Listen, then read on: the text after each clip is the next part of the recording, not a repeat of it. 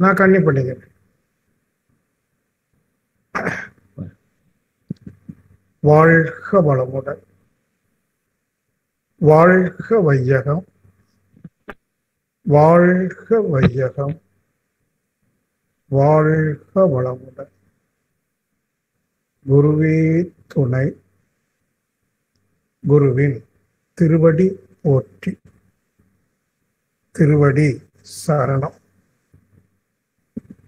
அன்பர்கள் அனைவருக்கும் இனிய மாலை வணக்கமும் நல்வாழ்த்துக்கள். அவங்க செல்வரையா இருக்கிற இடத்துல இருந்து அந்த வேவ் சரியில்லை, ஏதோ சம்திங்னா இருக்கட்டும். நிறைய அன்பர்கள் ஒரு கவுன்சிலிங் மாதிரி சில விஷயங்களை கேட்குறாங்க. அதே மாதிரி சில அன்பர்கள் எனக்கு இந்த மாதிரி அனுபவம் கிடைக்குது, இது சரிதானா அப்படின்னு கேட்குறாங்க. நெக்ஸ்ட் நான் என்ன பண்ணட்டும், இப்படி நிறைய கேள்விகள் வருது. கேள்விகள் நிறைய வருகிற போது நான் என்ன நினைக்கிறேன்னா, எல்லாரும் சிந்தனையில இறங்கி விட்டார்கள். எது நல்லது கெட்டது என்று அறிந்து கொள்ள வேண்டும், நான் போகிற பாதை சரிதானா என்கிற ஒரு கேள்வி. அப்போ இதுவரைக்கும் அந்த மெட்டீரியல் லைஃப் அதுல போகிற போது இந்த மாதிரி கேள்விகள் வர்றதில்லை. ஏன்னா பொருள் சார்ந்த வாழ்க்கையில எப்போதுமே இந்த மனம் உணர்ச்சி வயப்பட்டு தான் எழுந்து சிந்திக்கும். தான் செய்வது சரிதான அது முடிவு எடுத்துரும். ஆனா இப்ப கேள்வி கேட்கிற போதே நான் எடுக்கிற முடிவு சரிதானா என்று கேட்கிறார் என்று சொன்னால், அவங்க எடுக்கிற முடிவு சரியில்லைன்னு ஒரு மனசு சொல்லுது. அப்படிதானே? ஏன்னா எப்போ ஐயம் வந்துருச்சோ மதுர் மேல் போனதானே. முன்னாடி அப்படி இல்லை. தான் தவறு செய்தாலும் அதை நியாயப்படுத்தி அது சரிதான் என்று பேசினவர்கள் இன்று மாறுறாங்க. அப்போ ஏதோ அவங்க மனசாட்சி அல்லது உள் மனம் திறந்திருக்கு அப்படின்னு அறியும் போது எனக்கு மிக்க மகிழ்ச்சி. கட்டாயம் நாம் எல்லோருமே இயல்பிலிருந்து உயர்வுக்கு செல்லணும். அது என்ன இயல்பு உயர்வு? அதாவது நம்மகிட்ட என்னென்ன தீய குணங்கள் இருக்கோ, கெட்ட விஷயங்கள் இருக்கோ நம்ம நினைக்கிறது, அதெல்லாம் இயல்பு. குற்ற உணர்வே கொள்ளாதீங்க. நீங்க யாரும் குற்ற உணர்வு கொள்ளாதீங்க. உங்கள்ட்ட எந்த ஒரு நெகட்டிவ் ஆஸ்பெக்ட் இருந்தாலும் சரி, கடூரமா கோபம் வருது சார், பரவாயில்ல, அது இயல்பு. முதல்ல அது இயல்பு என்று புரிந்து கொள்ளணும் நீங்க. ஏன்னா இப்போ உங்க உடல் இருக்கு, மாற்ற முடியுமா? உங்க நிறத்தை மாற்ற முடியுமா? உயரத்தை மாற்ற முடியுமா? அது ஏன்னா அது இயல்பு. அப்பா அம்மா அந்த மாதிரி ஒரு ஸ்ட்ரக்சர் கொடுத்துருக்காங்க, பிசிக்கல் ஸ்ட்ரக்சர். அதே மாதிரி உங்க பெற்றோர்கள் உங்களுக்கு பதிவையும் கொடுத்துருக்காங்க, அந்த தன்மை அல்லது குணம் என்று சொல்ல. பதிவு சொன்னா புரியலனா கூட உங்களுக்கு என்னென்ன குணம் இருக்கோ அதெல்லாம் உங்க அப்பா மாட்டது வந்தது. வெறுமனே உங்க அப்பா மாட்டது மட்டுமல்ல, அவங்க அப்பா அம்மா, அவங்க அப்பா அம்மா. நான் ஒரு கணக்கு போட்டு சொல்லியிருக்கிறேன், 126 நபர்கள் வருவாங்க. அதாவது நம்ம சிந்தனையில பார்த்தீங்கன்னா ஒரு கருத்தொடர் 7 பிறவிக்கு தான் தொடரும். அந்த 7 பிறவியில அதை செய்யாம விட்டுருந்தா 7வது பிறவியில அது ஸ்டாப் ஆயிடும். அப்போ நீங்க 7வது பிறவின்னு வைத்துக்கொள்ளுங்க. இல்லை, நான் 7வது பிறவினா என்னுடைய 6வது பிறவி எங்க அப்பா அம்மா, 5வது பிறவி எங்க அப்பாவுடைய அப்பா அம்மா, அம்மாவுடைய அப்பா அம்மா, அதான் இருவழி முன்னோர்கள்னு சொல்றேன். அப்போ எனக்கு முன்னாடி 6 தலைமுறை, அது இருவழி முன்னோர்களுடைய எண்ணிக்கை கூட்டிங்கன்னா 126 நபர்கள் வருவாங்க. நீங்க 127. அப்போ இந்த 126 பேருடைய குணங்கள், தன்மைகள் எல்லாம் கலந்த ஒரு கலவை தான் 127வது வெளிப்பட்டிருக்க நீங்க நான். இப்போ இந்த 127வது நபர் பொறுப்பா, இந்த 126 பேரும் பொறுப்பா? எதற்கு? உங்களுடைய குணம். உங்களுடைய தன்மைக்கு யார் போதும் அவங்க. பட் அவங்க போய் நியாயம் கேட்க முடியுமா? முடியாது. இப்போ நம்ம என்ன புரிந்து கொள்ளணும், என்னிடம் நல்லது இருக்கு கெட்டது இருக்கு. நான் சொல்லுவேன், அம்மா அப்பாவை வந்து நன்றியோட வணங்கணும்னு சொன்னா அதுக்கு என்ன காரணம்? நமக்கு ஒரு குரு கிடைப்பதற்குரிய புண்ணியத்தை அவங்க செஞ்சிருக்காங்க, நிறைய பாவம் செஞ்சிருக்காங்க, மோசமான குணங்கள் நிறைய வச்சு நம்ம கொடுத்துருக்காங்க. ஏதோ ஒரு காரணம்ல அறிந்தோ அறியாமலோ ஒரு புண்ணியம் செஞ்சிருக்காங்க. இல்லைன்னா குரு கிடைக்குமா? குரு கிடைத்துல அரிதுங்க, அரிது. சில பேருக்கு குரு கிடைச்சுதான் நினைப்பாங்க, தவறான குருவாக இருப்பாங்க.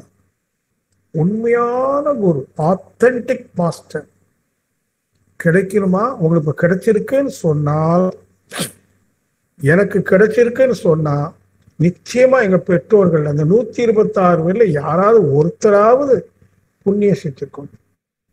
அந்த புண்ணியம் பதிவுல கடந்து எங்க அப்பா அம்மாட்ட வந்து எனக்கு வந்திருக்குன்னா நான் எங்க அப்பா அம்மாவை நன்றியோடு வணங்கணும். எனக்கு ஏதோ பெரிய சொத்து சேர்த்து வைக்கல, நிறைய படிப்பு கொடுக்கல, இல்லை எங்க அண்ணனுக்கு நிறைய சொத்து கொடுத்து எனக்கு கம்மியா கொடுத்துட்டாரு, அதனால அப்பாவுக்கு மேல கோபம், அம்மாவுக்கு மேல கோபம், நிறைய அப்படி இருப்பீங்க, நிறைய பேர் இருப்பேன். பெற்றோர்கள் மீது சங்கடப்பட்டவங்க. இன்னைக்கு சொல்றேன், பெற்றோர்கள் செய்த ஏதோ ஒரு புண்ணியத்தினால்தான் உங்களுக்கு எனக்கு ஒரு குரு கிடைத்திருக்கிறார். அதுவும் சாதாரண குரு அல்ல, ஆத்தென்டிக் மாஸ்டர், ரியல் மாஸ்டர். சரி, இது எதுக்கு சொல்ல வரேன், எவ்வளவோ பிரச்சனைகள் சொல்றீங்களே, இது 126 கருத்தொடர் வினைப்பதி. இப்ப அந்த ஒரு பிறவியில இதெல்லாம் போக்கிட முடியுமான்னு கேட்டீங்கன்னா 99.99 முடியாது என்பதுதான் பதில். ஆனா நம்ம கொஞ்சம் முயற்சி எடுக்கணும், அதிகமா முயற்சி எடுக்கணும். நிறைய தோல்விகளை சந்திப்போம். எத்தனை நாள் கோபமே படக்கூடாது நம்ம இருந்திருப்போம், ஆனா கோபப்படாம இருந்திருக்கோம். முயற்சி தோல்வி அடையுது. இந்த தோல்வி இருக்கு பாருங்க, அது ரொம்ப முக்கியம். மைண்டு தோல்வி தோல்வி மீண்டும் மீண்டும் தோல்வி தோண்டு விடாதீங்க. ஒவ்வொரு தோல்வியும் உங்களுக்குள் ஒரு பதிவை கொடுக்கும். பல தோல்விகள் நான் சொல்லுவேன், தோல்விகள் எல்லாம் படிக்கட்டுகள். பல தோல்விகள், வெற்றி ஒண்ணுதான். வாழ்க்கையில வெற்றி ஒண்ணுதான். நீங்க நிறைய வெற்றியை கணக்கு போடலாம், அது வெற்றி அல்ல. அது வெற்றியாக இருந்தால் மேற்கொண்டு நீங்கள் வெற்றிக்காக முயற்சி பண்ண மாட்டீங்க. ஆனா தோல்விகள் தொடர்ந்து வந்துகிட்டே இருக்கு பல இடங்கள்ல. ஆனா வெற்றி ஒண்ணும், அந்த ஒரு வெற்றி தான் உச்சி உயர்வு. நான் சொல்ல பாருங்க, அந்த உயர்வை அடைவதற்கு நீங்க பல தோல்விகளை சந்திக்க.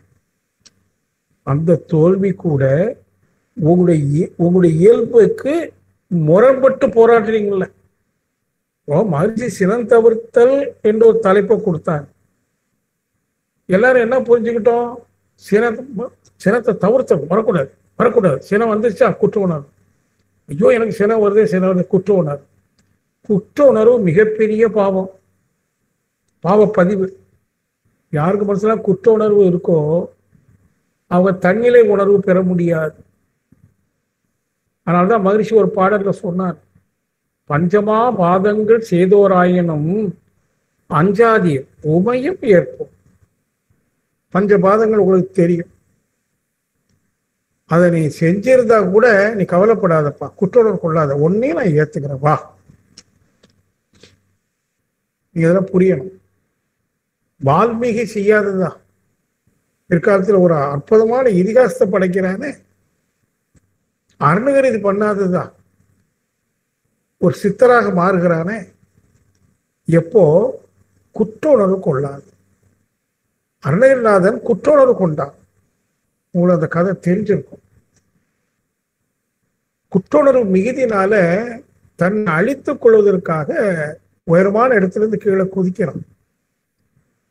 ஏதோ முருகக்கடல் வந்து கையன்னைக்கு அவனை காப்பாற்றி உட்கார வச்சு சும்மா இரி சொல்லற அப்படின்னு உபதேசிட்டு போனதாக கதை சொல்லுது. சரி, அவர் எப்படி கீழே விழும்போது அடிபடாம விழுந்தாரு, உட்கார்ந்தாரு, ஒரு அசிரியர் கேட்டதை பற்றி நம்ம இப்ப சிந்திக்க வேண்டாம். ஆனால் அவர் எப்படி சித்தராக மாறினார் என்றால், குற்றுணர்வு உச்சத்துக்கு போயிட்டு தன்னை அழித்துக் கொள்வதற்காக முயலுகிற போது ஏதோ ஒன்று அவரை தடுத்து, நீ குற்றுணர்வு கொள்ள வேண்டாம், நீ சொல்லற சும்மாயிரு. ஒரே உபதேசம், சும்மாயிரு சொல்லற இருந்துட்டு. எப்படி இருந்தாலும் அவருக்கு தெரியும். என்னாச்சு? Arunagirinathar, Thiruppugazh, Valmiki, was barbarian. எப்படி? அது மாதிரி நாம எல்லாருமே ஒரு விதமாக அருணகிரிநாதர் தான், வால்மீகி தான், நம்ம எல்லாரும் உண்மையை பேசும். இப்போ இந்த பதிவுகளை போக்குறதா, எப்படி இந்த குற்றோடர்வு நான் சுமந்துட்டு இருக்கிறது அப்படின்னு நான் இன்னைக்கு சொல்லுவேன். முதல்ல உங்க குற்றோடர்வு விடுங்க. ஏன்னா உங்க குற்றத்துக்கு நீங்க அல்ல காரணம். குற்றவாளி என்றோ பாவி என்றோ யாரும் இல்லை உலகிலே. குற்றத்திற்கு காரணமோ முந்தைய சமுதாயம் மாதிரி சொல்ற. நீ செய்யற குற்றத்துக்கு என்ன காரணம் தெரியுமா? உன்னுடைய முன்னோர்கள் 126 பேர்கள், நீ அல்ல. அதுவே நீ குற்றம் செஞ்சுட்டேன்னு சொல்ல வரல, நீ குற்றோணர்வு கொள்ளாதேங்கிறதுக்காக அது சொல்லப்பட்டிருக்கு. இன்னைக்கு நான் சொல்றேன், உங்க குற்ற உணர்வு எல்லாத்தையும் தோறு போட்டோம். மைண்டை ஃப்ரீ ஆகு. இதெல்லாம் எங்க அப்பா அம்மா தந்த சொத்து. ஆனால் இன்றைக்கு ஒரு புதிய பொறுப்பை நாம் எடுக்கணும், ஒரு நியூ ரெஸ்பான்சிபிலிட்டி. என்ன தெரியுமா? உங்க பிள்ளைகளுக்கு, உங்க பிள்ளைக்கு அது 7வது பிறவி வைங்க, அதுக்கு 6வது பிறவி யாரு? நீங்க தானே. அப்போ உங்க மூலமா தானே அதுக்கு வினைப்பதிவு போகுது. என்ன வினைப்பதிவு? உங்கள்கிட்ட இருக்கிற கெட்ட விஷயங்கள் எல்லாம். நல்லதும் போகுது, அது இருக்கட்டும். இப்போ நம்ம கெட்டதான் பேசுறோம், அதுக்கு போகுது இல்லையா? அதுக்கு போகக்கூடாது. ஏனென்றால் இந்த என்னுடைய வினைப்பதிவுனால நான் எவ்வளவு சங்கடத்தை சுமக்கிறேன். ஆனா என் குழந்தைய அந்த சங்கடத்தை சுமக்கணுமா? அப்படி கேள்வி. சில வீட்டுல பாத்தீங்கன்னா அப்பா நல்ல ஸ்மோக் பண்ணுவார், பையன் ஸ்மோக் பண்ண அடிப்பார். ஸ்மோக் பண்ண கூடாது, தப்பு. நீ பண்ணலாமா? அப்படின்னா பெற்றோர் எப்படின்னா, தான் தவறு செய்தாலும் தான் துன்பப்பட்டாலும் தாங்கிக்குவாங்க, தன் குழந்தைகள் துன்பப்படக்கூடாது என்பதற்காக அந்த முடிவெடுப்பான். நமக்கு ஒரு உடம்பு சரியில்லைன்னா தாங்கிவோம், நம்ம குழந்தைக்கு உடம்பு சரியில்லைன்னா நமக்கு தூக்கம் வரும் இல்லையா? இது எல்லாத்துக்கும் நேச்சர் தான். அப்போ நம்ம ஒரு பொறுப்பு எடுப்போம். இன்னைக்கு என் பெற்றோர்கள் மூலமாக நான் கொண்டு வந்த கர்மா, வினை, அது என் குழந்தைகளுக்கு போகக்கூடாது. சரி, அது நீங்க பெறுவதற்கு முன்னாடி சொன்னா ஏதாவது செஞ்சு போகாம பார்த்துக்கிடலாம். இப்ப பிள்ளைகளை பெற்றாச்சு, அதுக்கும் வழி இருக்கான். பெரியவங்க சொல்லியிருக்காங்க, சித்தருக்கு வழி இருக்கலாம் என்னன்னு சொல்றேன். ஆனா முதல்ல நீங்க அந்த பொறுப்பு எடுக்கணும்.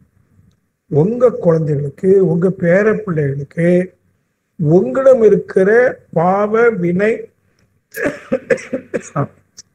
பதிவு அவங்களுக்கு போகக்கூடாது. சரி, அவங்க குழந்தை பெற்றாச்சு, போயிடுச்சு, அதை போக்குவதற்கு நீங்க என்ன செய்யணும்? இன்னைக்கு அதை பற்றி நாம சிந்திக்கணும். பொறுப்பு எல்லாரும் கடமை உணர்வோடு, பொறுப்பு உணர்வோடு அதை எடுக்கணும்.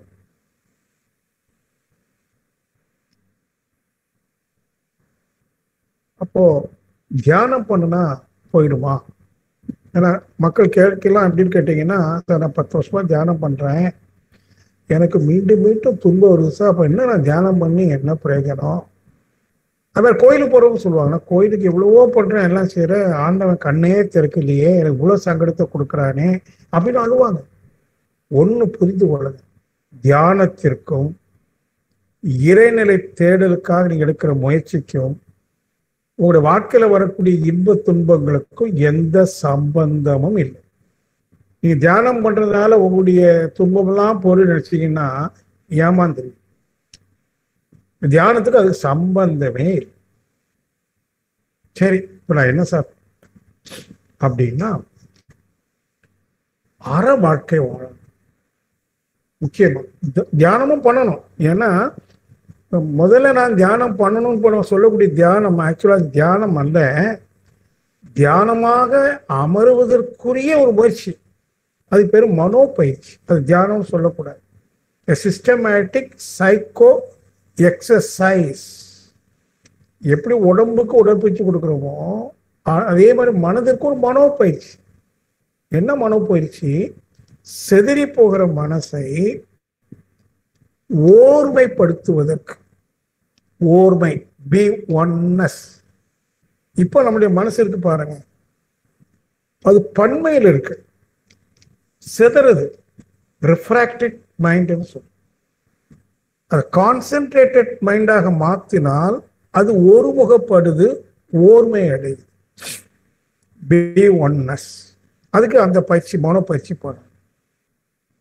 இன்னொன்று, இந்த ஓர்மைக்குரிய மனம் இருக்க, அது ஒரு மனமாக மாறினாலும் கூட அதுல நான் என்கிற ஒரு அகங்காரம் இருந்துகிட்டே இருக்கும். அது கரைந்து அழியணும். அதுவும் அழிந்தால் நீங்க தியானத்தில் இருக்கிறீங்கன்னு அர்த்தம். தியானம் என்கிற இடத்தில் நான் என்றோ எனது என்றோ செருக்கு இருக்காது, முற்றிலும் அழியும், தானா அழியும். ஆனா நம்ம செய்ய வேண்டியது என்னன்னா, முக்கியமா இங்கதான் ஆறாம் தவன் இங்க எடுக்க வேண்டியது மனோப்பயிற்சி. அறம் என்கிறது நம்முடைய அன்றாட வாழ்க்கையில, நடைமுறை வாழ்க்கையில நாம செய்ய வேண்டிய செயல்கள். சினத்தை போக்க முடியாது, திருப்பி சொல்றேன், சினத்தை போக்க முடியாது. ஆனா உங்க மனசை பக்குவப்படுத்துறீங்கன்னா சினம் உங்களுக்கு வராது. அதான் தவிர்த்த வார்த்தைக்கு. ஏன்னா மகிழ்ச்சியுடைய வார்த்தையை தவறா புரிஞ்சுக்கிட்டு மனுஷ தவிர்க்க சொல்றாரு, எப்படி தவிர்க்க முடியும் அப்படிலாம் கேட்பான். இங்க தவிர்த்தல நீங்க எப்படி எடுக்கணும், சினம் உங்கள்கிட்ட வரக்கூடாது, அதுக்கேற்ற பக்குவத்தை உண்டு பண்ணணும், அப்ப சினம் வராது. இதுக்கு ஒரு நல்ல உதாரணம் சொல்றேன். இந்த கொல்லன் பற்றையில கொல்லம்பட்டையில ஈக்கு என்ன வேலைன்னு கேட்பாங்க.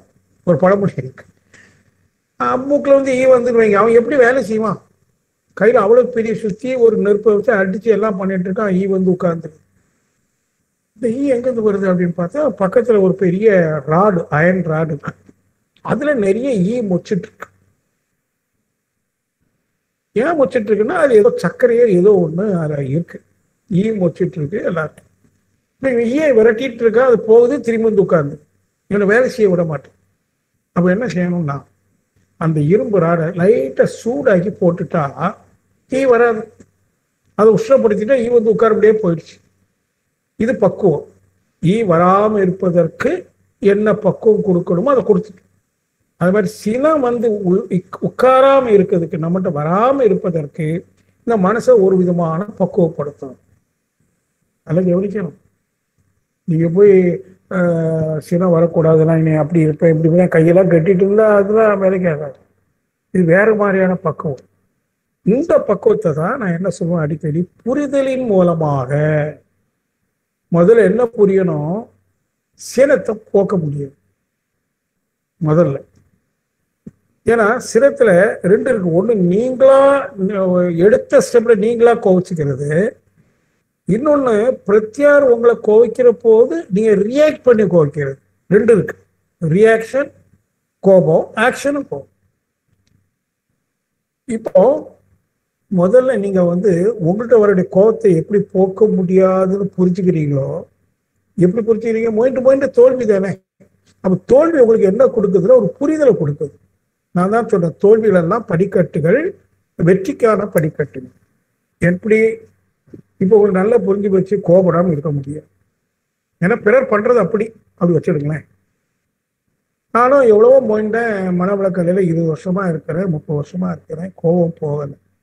சரி, போகலன்னு தெரிஞ்சிச்சு இல்லை, இது அதை ஏற்று போராடாது, குற்ற உணர்வும் கொள்ளாது. என்ன புரிஞ்சுக்கிட்டோம், கோபத்தை போக்க முடியும். அடுத்தால என்ன புரியணும், கோபம் என்பது ஒரு விளைவு, நம்மகிட்ட வெளியில வருது. ஒரு விளைவுன்னு ஒண்ணு இருந்தால் ஒரு செயல் ஒண்ணு முன்னாடி இருந்திருக்கணும். காரணம் இல்லாம காரியம் இல்லை. Excuse me.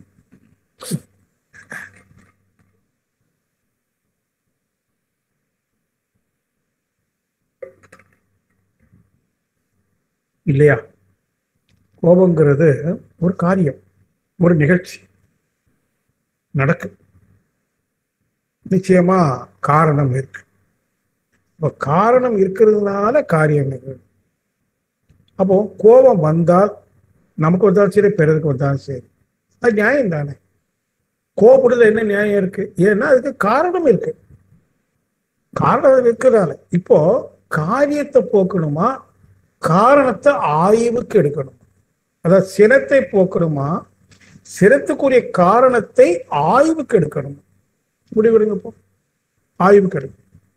நீங்க ஆய்வுக்கு எடுத்தீங்கன்னா சரியா எடுக்கணும்.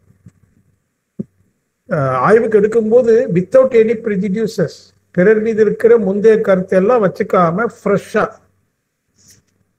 ஆய்வுக்கு எடுத்தீங்கன்னா உங்களுக்கு தெரியும், என் மனைவிக்கு என் மேல வந்த கோபம் ரொம்ப நியாயமானது தான். ஏன்னா ஆராய்ச்சி பண்ணி பார்த்தல என் மேல தப்பு இருக்கு. இல்லை என் மேல தப்பு இல்லை, என் மகன் ஏதோ பண்ணிட்டான், அவன்கிட்ட கோச்சிக்கிட்டு பெரிய பையன் ஆயிட்டான். என்ன பண்றது, அந்த அம்மா அந்த கோபத்தை கொஞ்சம் அடக்கிக்கிட்டு நான் வீட்டுக்கு வந்ததும் என்கிட்ட காட்டுறாங்க. ஏன்னா என்கிட்ட உரிமை அவங்களுக்கு அதிகம். வாழ்க்கை துறைக்கு மேல எல்லாருக்கும் உரிமை அதிகம், அளவுக்கு மீறின உரிமை அவங்கள்ட்ட காட்டுறேன். இதான் புரிதல். என் மனைவிக்கு, அது என் கணவருக்கு என் மேல என்ன கோபம், நான் என்ன தப்பு பண்ணேன்னு ஆய்வு செய்தீங்கன்னா, ஒன்று நீங்க ஏதாவது பண்ணியிருக்கலாம். பண்ணியிருந்தா அவங்க கோபத்தை வாங்கி கட்டிக்க வேண்டியதானே. அவங்க கோபத்துக்கு நீங்களாம் காரணம். அது ரெண்டு இது இருக்கு. அவங்களுக்கு கோபம் வந்து உங்களை திட்டது மட்டும் இல்லை, அவங்களுக்கு சக்தி வீணாயிடுச்சு, பிளட் ப்ரெஷர் வந்துருச்சு, அதனால நோய் வந்துருச்சு. யார் காரணம்? நாம. அப்ப அந்த இடத்துல அவங்ககிட்ட கோபப்படும் போது அமைதியா உட்கார்ந்து பேசாம இருக்கணும். No reaction. மன்னிச்சுக்க வேணாம், அப்படி அந்த இடத்துல இப்படி பண்ணிட்டேன்னு ஒரு 6 மணி நேரம் 8 மணி நேரம் கழிச்சு சொல்லுங்க. நீங்க மன்னிப்பு கேட்டீங்கன்னா அது பெரிய விஷயம். சரி, இப்போ நீங்க சொல்லிங்க, சார் நான் நல்லா ஆய்வு பண்ணிட்டேன், நான் ஒன்றும் தப்பு பண்ணலை. அவங்கள்ட்ட சொல்ல நான் என்ன பண்ணேன், அவ்வளவு கோபப்பட்டான். சரிப்பா, எதனால அவங்க கோபப்பட்டுருப்பாங்க நினைக்கிறீங்க? ஆய்வு அது என்னவா, மறுவளுக்கு மேல கோவம், பையன் மேல கோவம், மகளை உனக்கு அடக்க தெரியாதா என்ன, அவன்கிட்ட எல்லாம் மனசுக்குள்ள எடுத்துக்கிட்டு அவன்கிட்ட சொல்ல முடியாது, இல்லை அவள்கிட்ட சொல்ல முடியாது, மகள்கிட்ட சொல்ல முடியும். அப்படி வச்சுக்கிட்டு ஒரு உதாரணம். நீங்க என்ன பண்ணாரு, வீட்டுக்காரர்கிட்ட இப்போ புரிஞ்சு போச்சு எதனாலே. நான் முன்னாடி ஜோக்கா சொல்லுவேன் கன்னியாகுமரி பயிற்சியில், வீட்டுக்குள்ளே ஏன்னாலும் மனைவி இப்படி கோபம் வருத, காலையில வேலைக்கு போகும்போது கை காட்டி ரொம்ப சிரிச்சு அனுப்புனாங்க, இப்போ வீட்டுக்குள்ள செருப்பு கூட கழட்டலை, அதுக்கு முன்னாடி ஒரு கத்துறாலேன்னு அப்படி நின்று ஆலோசனை விட்டுட்டு அப்படி பார்க்குறேன், எங்க அம்மாவுக்கு செருப்பு வந்தது. எங்க அம்மா வீட்டுல இல்லை, வெளியூர்ல இருக்கா. பார்க்குறேன் வெளியூர் எங்க அம்மாவுக்கு செருப்பு. ஓஹோ, சங்கதி என்னன்னு வாசல்லே தெரிஞ்சு போச்சு. கோபத்துக்கு என்ன காரணம்? இப்போ நம்ம மௌனமா போகணுமா, ரியாக்ட் பண்ணணுமா? இப்படி நீங்க இந்த மாதிரி ஒரு தீய விஷயங்களுக்கு, ஒரு கோபம் உங்க வீட்டுக்காரங்களுக்கோ உங்களுக்கோ வந்தாலும் கொஞ்சம் அமைதியா இருந்து காரணத்தை கண்டுபிடிச்சிங்கன்னா ஒரு புரிதல் நிகழும். அப்படி புரிய புரிய புரிய இதுல உண்மை இருக்கு, அதனால இதை ஏற்றுதான் கொள்ளணும்னு உங்களோட உள் மனசு சொல்லும்.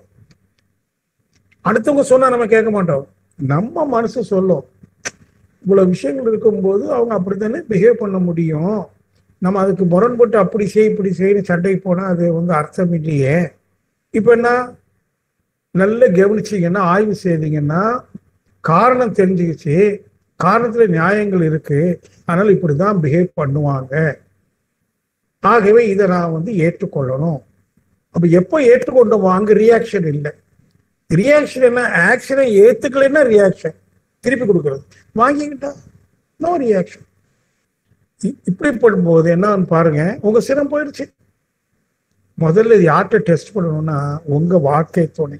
நான் என் மனைவிட்டு தான் டெஸ்ட் பண்ணணும்.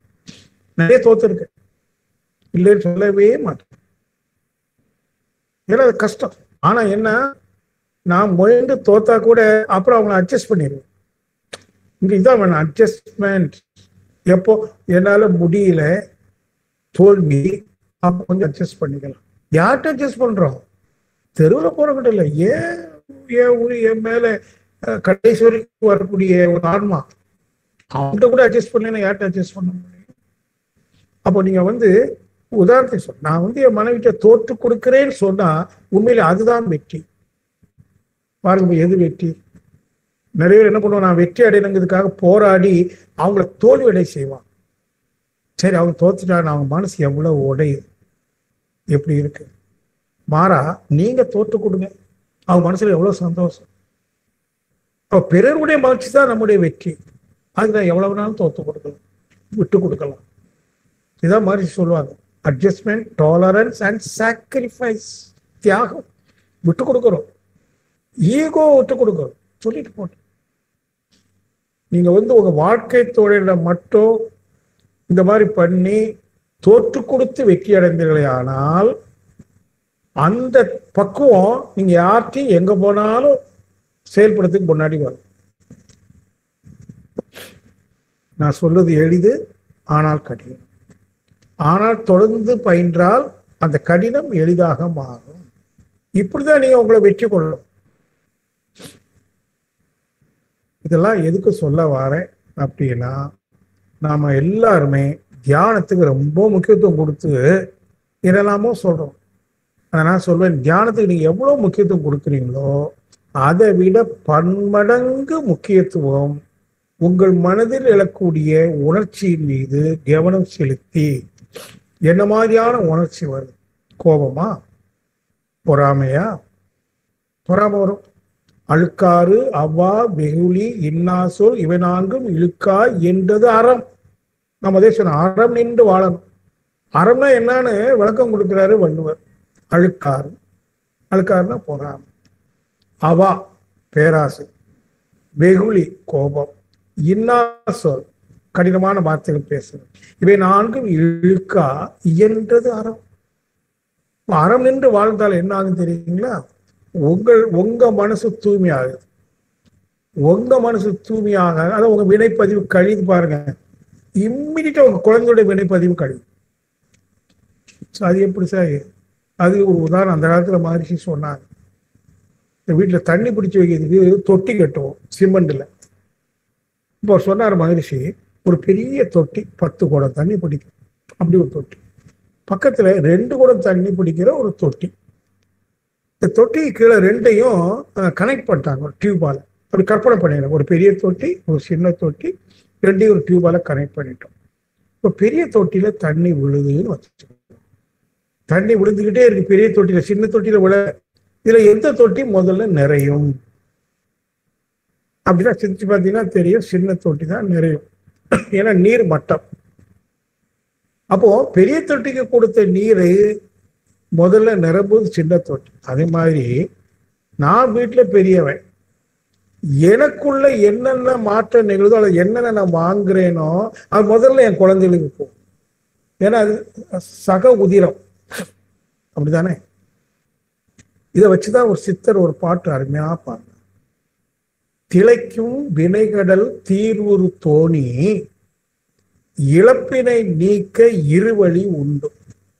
கிளைக்கும் தனக்கும் அக்கேடில் முதல்வன் ஆற்றும் தவம் அறம் நேர்த்துணையாமே.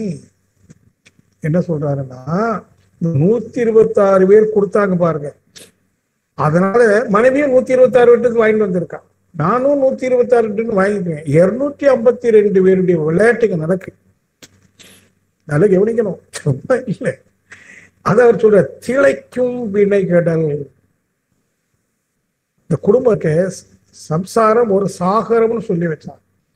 இல்லற வாழ்க்கையில கடல் அலை மாதிரி வினைக்கடல். என்ன கர்மா, எத்தனை கர்மங்கள் இந்த வீட்டுல சொல்றோமா இல்லையா?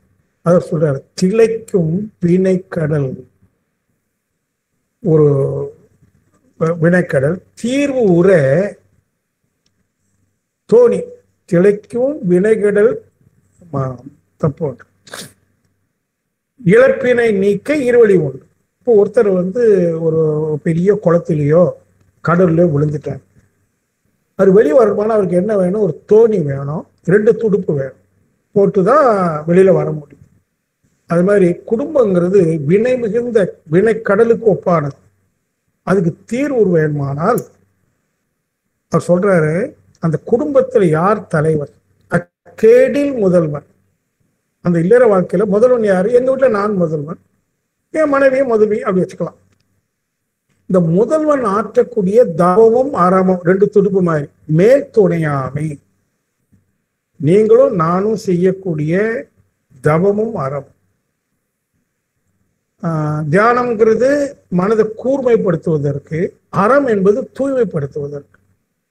கூர்மையும் தூய்மையும் மனதில் நிகழ நிகழ நிகழ அது உடனே பிள்ளைகளுக்கு போகும், போய் அவங்களுக்கு கூர்மை ஏற்படுத்தும், தூய்மை ஏற்படுத்தும். அலை இயக்க தத்துவம்.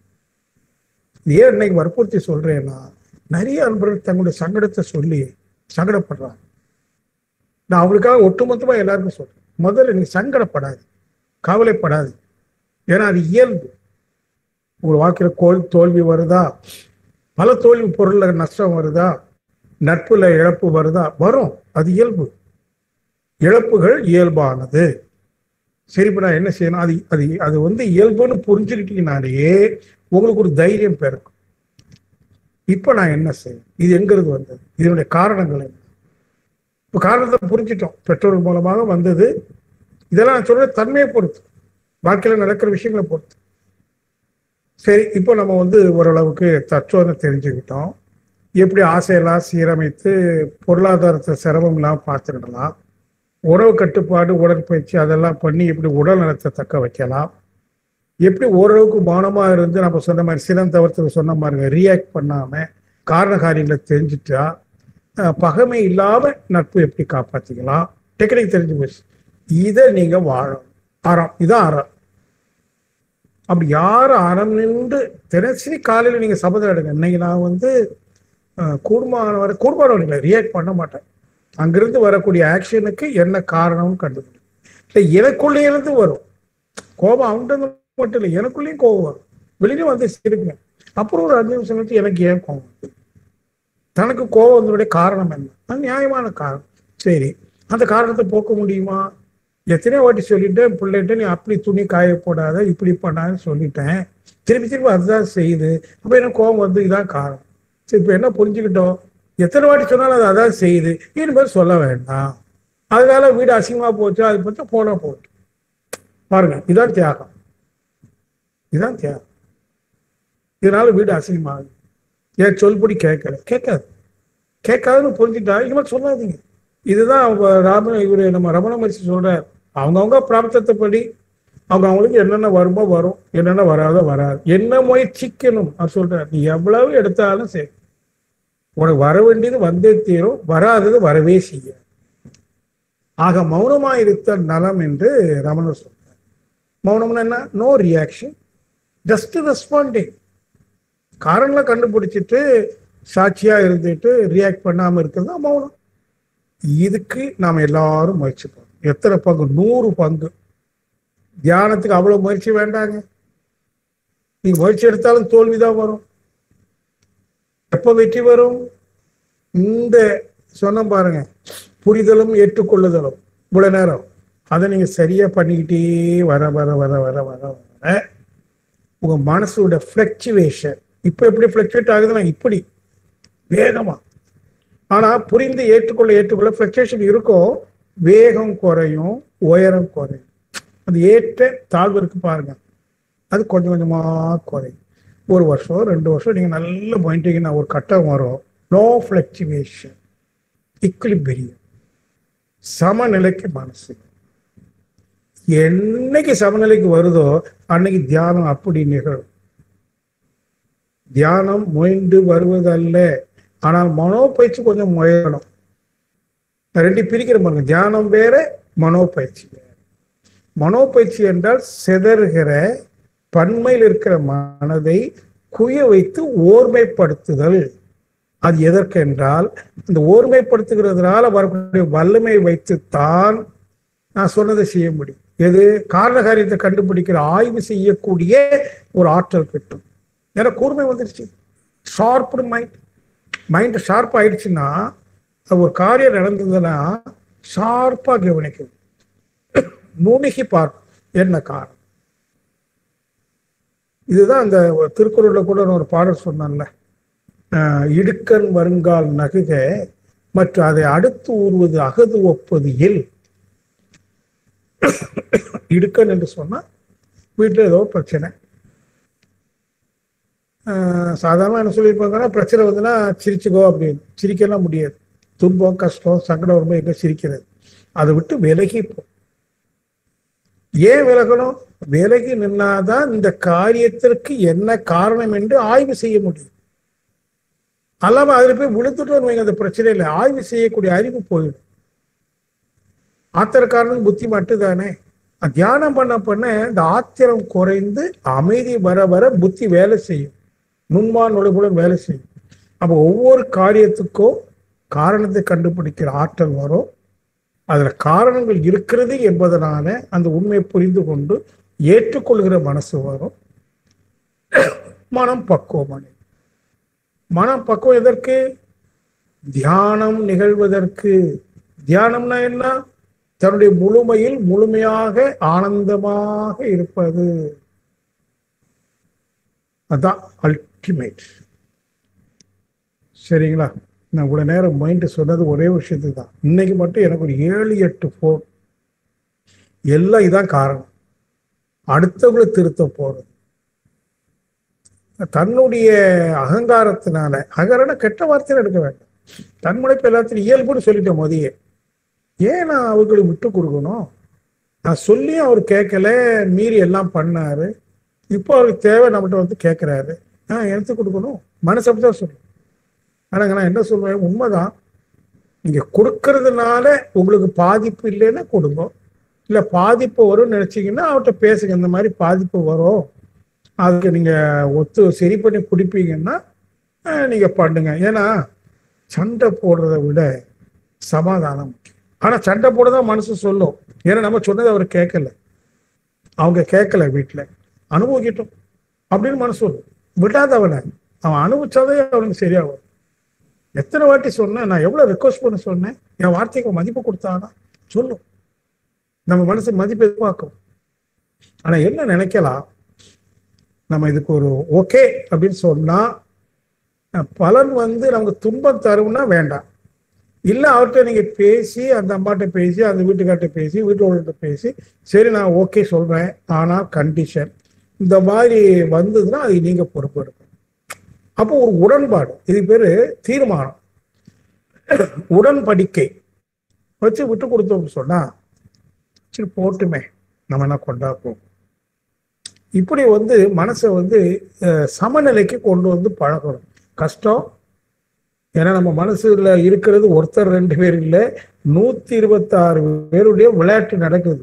நீங்க 127, ஒரு மனிதர் இந்த 126 மனிதர் எதிர்த்து போராடுகிறான். அதான் சாமி சொன்னார், பழக்கம் இது விளக்கம். பழக்கத்துக்கு விளக்கத்துக்கு இடையில போராட்டம். 126 பேர் இது வந்து பழக்கம். இப்போ மகிழ்ச்சி மூலமா கிடைச்சது விளக்கம். இந்த 127வது நபர் ஒருத்தர் இந்த 126 பேர்ட்ட போராட வேண்டியிருக்கு. எவ்வளவு கஷ்டம் பாருங்க. அவஸ்தை, ஜாக்கிரதா அவஸ்தை. ஆனாலும் சொல்லுவேன், கொஞ்சம் பொறுமையா இருந்து விட்டு கொடுக்கறதுனால, இசைந்து போறதுனால நமக்கு லாபமா நஷ்டமா? விட்டு கொடுத்தவர்கள் கெட்டு போனதில்லைன்னு சொல்லியிருக்காங்க. ஏன்னா நம்ம அந்த நோக்கம் இதுக்கு என் முழுமை உணர்வதற்கு. அடிக்கடி மனசுல வச்சுவிடணும், என்னுடைய முழுமை பேரானந்தத்தோடு கூடியது. எனக்குள்ள அப்படி ஒரு பொக்கிஷம் இருக்கு, நான் அதை அடைவதற்கு வந்திருக்கிறேன். ஏன் இதுக்கெல்லாம் போய் சண்டை? இன்னைக்கு ஒரு நண்பர் கேட்டாரு, அவரு நான் பேசுறதை கேட்டுட்டு இருந்தா அவருக்கு சேர்த்து சொல்றேன், லீவ் இட். நஷ்டமோ கஷ்டமோ ஆயிடுச்சு, இல்லை லீவ் இட். ஒருவேளை அவருக்கு இந்த பதில் கிடைச்சிச்சு, நான் அப்புறம் கூப்பிட்டு சொல்லட்டும், சார் நான் கேட்ட கேள்வி நீங்க பதில் சொல்லிட்டீங்க, இல்லை நான் அவரை கூப்பிட்டு கவுன்சிலிங் கொடுக்க வேண்டியிருக்கு. இப்போ அவருக்கு மட்டும் இல்லை, உங்க எல்லாருக்குமே கொடுக்குறேன். எனக்கும் டெய்லி இந்த மாதிரி நிறைய வருது, எனக்கும் வருது. நான் கொஞ்சம் கொஞ்சமா ஆய்வு செய்து அப்படியே போட்டு. இப்போ என்னன்னா, எங்க வீட்டுல சொல்லுவாங்க, நீங்க வந்து ஒரு எருமை மாதிரி, சூடு சொரணை ஒன்றும் உங்களுக்கு கிடையாது. அடிக்கடி சர்டிஃபிகேட் கொடுப்பாங்க. கரெக்ட், அப்படியா, சந்தோஷம், எனக்கு அதான் வேணும். சூடும் சொரணையும் வேண்டாம். அது இருந்ததுன்னா ரியாக்ட் பண்ண சொல்லும். உங்களை 4 பேர் கேவலமா போய் பேசிட்டு போட்டோம். கேவலமா பேசும், ஒரு நாளைக்கு பொழுது பேசும், ஒரு நாளைக்கு இருந்து பேசும். மூட முடியுமா உலக சொல்லுவாங்க இல்லையா? அதனால அதெல்லாம் மறந்துடும். நம்ம மனசு எப்படி இருக்கு, நான் இன்னைக்கு எப்படி இருக்கு, எனக்கு நான் சர்டிஃபிகேட் கொடுக்கணும். அப்படி இதெல்லாம் சொல்றேன். தியானம் கூட இன்னும் நடத்தலை. தியானம் அவ்வளவு முக்கியம் கிடையாது. தியானம் வேண்டாம்னு சொல்லலை. 10% தியானம், 90% தற்சோதனை, அகத்தாய்வு, அதுல புரிந்து கொள்ளுதல், ஏற்றுக்கொள்ளுதல், சமாதானம், அதன் மூலமாக அமைதி, அமைதியின் மூலமாக ஆனந்தம், ஆனந்தமே தியானம். அது பிற்பாடு உங்களுடைய செயல்ல வெளிப்படும். வீட்டுக்காரர் அப்படி பண்ணிட்டாரு, நமக்கு கோபம் வருது, நியாயம். ஆனா பெரியவங்க என்ன சொல்லியிருக்காரு? நமக்கு ஒரு துன்பம் கொடுத்தவனுக்கு அவன் நானே நன்மையும் செய்து விடல் இல்லையா? இன்னா செய்தார் அவர் வெக்கப்படும்படிக்கு அவருக்கு நல்லது செஞ்சார். ஆனா கஷ்டம். வள்ளுவர் சொல்றது ஓகே, வள்ளுவருக்கு ஓகே, நம்ம நான் வள்ளுவரா இருந்தா சாதாரண மனிதன். ஆனால் முயல்வோம் நிச்சயமா. நம்ம எல்லாம் இப்படி நான் இப்ப பேசினதை எனக்கு சேர்த்துதான் சொல்றேன். ஏன்னா நானும் ஒரு மனுஷன் தான். குடும்பம் இருக்கு, தொழில் இருக்கு, நிறைய வீட்டில் தொடர்பு இருக்கு. எங்கேயாவது உணர்ச்சி வசம் வரும், ஏதாவது ஒரு வார்த்தை என்ன அறியாமலே வந்துடும். அவர் ஐயோ இப்படி பேசிக்கிட்டேன் மனசுல வரும். என்ன பண்ண முடியும்? அப்புறம் ஒரு மானசீகமா அவங்ககிட்ட ஒரு மன்னிப்பு கேட்கறது தான். இதெல்லாம் எதுக்குன்னா, இதெல்லாம் அன்னன்னைக்கு நான் பண்ணிட்டேன்னு வைங்களேன். நைட்டில் போய் நான் ஒரு 15 நிமிஷம் சாப்பிட்டு முடிஞ்சு தூங்க முன்னாடி ஈஸ்டரில் இப்படி கண்ட மூடி இருந்தது தான். ஏன்னா மனசுக்கு நான் சமாதானம் கொடுத்துட்டேன். என் மனசுக்கு நான் சமாதானம் கொடுத்துட்டேன். ஆனாலும் இனி அந்த மனசு குரங்குத்தனம் பண்ணாது. இப்படி ஆனந்தமா இருக்கு. ஏதோ ஒரு கேள்வி மனசுல இருந்தா அங்கிருந்து விட கிடைக்குது. அதெல்லாம் நான் உணர்றேன். நான் ஏன் இதை சொல்றேன்னா, அது கொடுத்துக்கிட்டே இருக்கு. எது? இறைவழியின் சூழ்ந்தெழுத்தும் ஆற்றல் பிரபஞ்சத்துல எல்லாமே இருக்கு. பிரபஞ்ச காந்த களத்துல நமக்கு என்ன வேணுமோ அது அரூபமா அங்க இருக்கு. என்ன வேணும் அது சூழ்நிலையில அதை அழுத்தி விட்டுக்கிட்டே இருக்கு, உங்களை தேடி வந்துட்டு இருக்கு. நாம உணர்ச்சி வசத்துல இருக்கிறதுனால என்ன பண்றோம்? அதை ரிப்பல் பண்றோம், திருப்பி விட்டுறோம். உள்ள வாங்குறது. நீ உள்ள வாங்க ஆரம்பிச்சிட்டீங்க, அந்த பழக்கம் வந்துருச்சுன்னா உங்களுக்குள்ள இருக்கிற எல்லா கேள்விக்கும் பதில் கிடைக்கும். அன்னைக்கு உங்களுக்கு தெரியும், ஓ இவ்வளவு அறிவு என்கிட்ட இருக்கா. இதுதான் தன் அறிவு, சுய அறிவு. இது கற்றறிவு அல்ல, புத்தகத்துல இருந்து படிச்சது அல்ல, அது இரவல் வாங்கின அறிவு. இது என்ன அறிவு? சுய அறிவு, சுத்த அறிவு. 6வது அறிவு இல்லை. நான் யாரு, நீங்க யாரு? 6வது அறிவின் வெளிப்பாடு. அது கொஞ்சம் உணர்ச்சி வசத்துல இருக்கிறதுனால தடுக்குது. அதோட கனெக்ஷன். நான் அதை அடிக்கடி சொல்லுவேன். சுரிய தவம் செய்யும் போது கூட நீங்க என்ன பண்ணணும்? ஒரு சுழற்சியினால ஒரு மைய அழுத்தம், அந்த அழுத்தம் உள்ள போகுது. எப்போ ஒரு அழுத்தம் உள்ள போகுதோ அப்பவுமே அங்க ஒரு வெளி உருவாகும். அது என்ன உதாரணம் சொல்லி இருக்கிறேன்? ஒரு பக்கெட்ல தண்ணி வச்சுட்டு அந்த தண்ணியை வேகமா சுத்தி விட்டீங்கன்னா மையத்துல என்ன ஆகுது? ஒரு பள்ளம் உருவாகுது. ஏன்னா சுழற்சினால அவருடைய சக்தி கீழ் நோக்கி போகிற போது அங்க ஒரு கேவிட்டி, ஒரு பள்ளம் உருவாகுது. எங்க பள்ளம் வெளி உருவாகுதோ அந்த இடத்துல ஈர்ப்பு சக்தி உருவாகும். இது ஒரு விஞ்ஞான ரகசியம். அப்ப ஈர்ப்பு சக்தி உருவானதோ அது கொடுத்துட்டு இருக்கா, டக்குன்னு வாங்கி. நல்லா கவனிக்கிறோம், ரகசியமா நடக்கிற விஷயம். கூட்டம் குதித்தலும் கைகூடும், நோட்டலின் ஆற்றல் தலைப்பட்டவருக்கு. கூட்டம்னா நான் ஏன் மரணத்தை கூட நம்ம தள்ளிடலாம். எப்போ இதை வாங்க தெரிஞ்சுட்டா. சக்தி ஈர்ப்புங்கிறது நீங்க உச்சியில துரியத்துல தவம் பண்ணிட்டு இருக்கும் போது அது வருது. அதையும் நீங்க பாவனை செஞ்சு உள்ள வாங்குங்க. ஆனா அதே நேரத்தில் எப்போ நல்லா உள்ள போகும்னு சொன்னா, நான் சொன்ன பாருங்க, நோ ரியாக்ஷன், ஒன்லி ரெஸ்பாண்டிங். அந்த இடத்துக்கு வரும். அதான் அறம். அறத்துக்கு வந்துட்டீங்க, சமாதானம் வந்துச்சு, கண்ண முடி அப்படி மனசுங்க வைக்க சப்ளை பண்ணிட்டே இருக்கும். உங்க கேள்விக்கெல்லாம் பதில் கிடைச்சது. அதுபோல நீங்க தாங்க உங்களுக்கு குரு, நீங்க தான் குரு. இப்படி ஒரு கிட்டத்தட்ட 40 நிமிடம் சொல்லியிருக்கேன். இது வீண் போகக்கூடாது. நீங்க ஒவ்வொருத்தரும் அதை முயன்று கொண்டு வரும். சரிங்களா? வாழ்க்கை வளமுடன். இப்போ சிறிது நேரம் துரிய தவம் செய்து நான் சொன்ன மாதிரி பிரபஞ்ச காந்த களத்தில் இருக்க சக்தி உள்ள வாங்குவோம். ஸோ அப்போ என்ன நமக்கு வேணும்? நமக்கு வேண்டியதெல்லாம் அங்கே இருக்குன்னு சொன்னேன். இப்போ நமக்கு என்ன வேணும் அப்படின்னா, எல்லாருக்கும் பொதுவாக சொல்கிறேன், நம்மகிட்ட இயலாமை இருக்குல்ல, அதெல்லாம் போய் இயலும் ஆற்றல். என்ன இயலும் ஆற்றல்? காரியங்களை புரிந்து கொள்கிற, ஏற்றுக்கொள்கிற ஆற்றல் வேணும். இதான் இந்த மாதிரி தான் நீங்க கேட்கணும். கண்டதெல்லாம் கேட்காதீங்க. புரிந்து கொள்ளுதலும் ஏற்றுக்கொள்ளுதலும். Understanding is wisdom, acceptancy is love. 2 வாக்கியம். அண்டர்ஸ்டாண்டிங் இஸ் விஸ்டம், புரிந்து கொள்ளுதலே ஞானம், ஏற்றுக்கொள்ளுதலே அன்பு. இந்த ஞானம் எதற்கு? அன்பு செய். அன்பு செய். செய்ய முடியுமா? Understanding is wisdom, acceptancy is love. அப்ப அதுக்கு என்ன வேணும்? ஒரு அறிவு வேணுமா? அதுக்கு நம்மகிட்ட கம்மியெல்லாம் இருக்கு. இயக்கத்துக்கு வரல இல்லை, அதை தூண்டுறதுக்கு ஒரு சக்தி வேணும் இல்லை? யார் தூண்டுவா? இறைவெளியின் சூழ்ந்தளத்து மாற்றலினால் பிரபஞ்ச காந்த களத்தில் இருக்கக்கூடிய அது எது? நம்ம என்ன வேண்டணும்? அந்த ஆற்றல், அந்த அறிவு. முதல்ல உன் மனசுல இந்த இன்டென்ஷன் வேணும். என்ன இன்டென்ஷன்? என்கிட்ட இதெல்லாம் இப்படி இருக்கு, கெட்டதெல்லாம் இயல்பா இருக்கு, நான் நிச்சயமா உயர்வு அடையும், மேன்மை அடையும், நான் அறிவுல முழுமை அடையும். அன்பு செலுத்தணும், இயல்பா அன்பு செலுத்தணும். என்கிட்ட அன்பு தானா வரணும். அதுக்கு எனக்கு என்னென்ன அறிவும் ஆற்றலும் தூண்டப்படணுமோ இறைவா கொடுப்பாயா. இந்த இறைவனா சூழ்ந்தளத்து மாற்றம். நான் அதை அடிக்கடி சொல்றேன்னா, நீங்க இறைவனா பழைய கற்பனைக்கு போயிடக்கூடாது, புரிந்து செய்யணுங்கிறதுக்காக